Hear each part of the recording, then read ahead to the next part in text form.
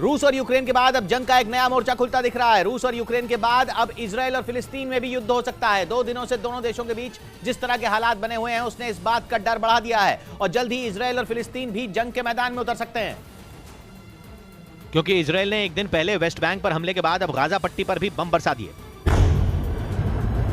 Israel ने दावा किया कि ये हमले उसने कट्टरपंथी संगठन हमास के ठिकाने पर किए और इसके लिए इजराइल की सेना ने रात का वक्त चुना और गाजा पट्टी में हमास के ठिकानों पर कई बम गिराए। इन ताबड़तोड़ हवाई हमलों ने गाजा के लोगों की नींद उड़ा दी। इन हमलों से पहले रात के वक्त पूरे शहर में सन्नाटा पसरा हुआ था, लेकिन उस सन्नाटे को चीरते हुए एक के बाद एक कई बम वहां की इमारतों पर गिरे। इजराइल की सेना ने हमास के ठिकानों पर किए गए हवाई हमले का एक वीडियो भी जारी किया, जिसमें एक के बाद एक कई धमाके होते दिखाई दिए और उन धमाकों में कई इमारतों के परखचे भी उड़ते नजर आए। इजराइल ने दावा किया कि उसने गाजा पट्टी में हमास के एक ऐसे अंडरग्राउंड ठिकाने को निशाना बनाया जहां रॉकेट बनाए जाते थे और इजराइल के मुताबिक हमास वहां बनाए जाने वाले रॉकेट का इस्तेमाल उसके खिलाफ कर रहा था। इसी वजह से उसने हमास के ठिकाने पर बम बरसाए।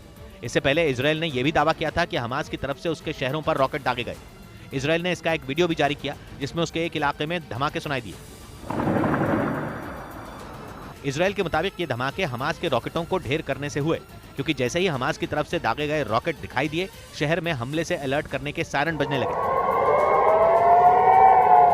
इजराइल ने दावा किया कि उसके आयरन डोम डिफेंस सिस्टम ने सभी रॉकेट मार गिराए और इसी के बाद इजराइल ने गाजा पट्टी में हमास के ठिकाने पर हमला बोल दिया, जबकि एक रोज पहले ही इजराइल के कब्जे वाले वेस्ट बैंक से भी भारी गोलीबारी की खबरें आई थी। जिसके बाद फिलिस्तीन ने दावा किया कि इजराइल की सेना की गोलीबारी में उसके 9 नागरिकों की मौत हो गई। बताया गया इजराइल की सेना ने वेस्ट बैंक में कुछ जगहों पर छापे मारे।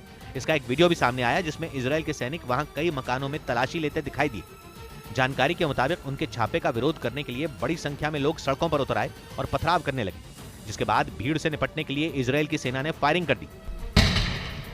फिलिस्तीन ने आरोप लगाया कि इजराइल ने एक 60 साल की महिला समेत उसके 9 निर्दोष नागरिकों को निशाना बनाया, जिसके बाद पूरा फिलिस्तीन उबल पड़ा। गुस्से की आग में जल रहे फिलिस्तीन ने अपने नागरिकों की मौत का बदला लेने का ऐलान कर दिया। इसके साथ ही कट्टरपंथी संगठन हमास ने भी धमकी दे दी कि इजराइल को कीमत चुकानी होगी।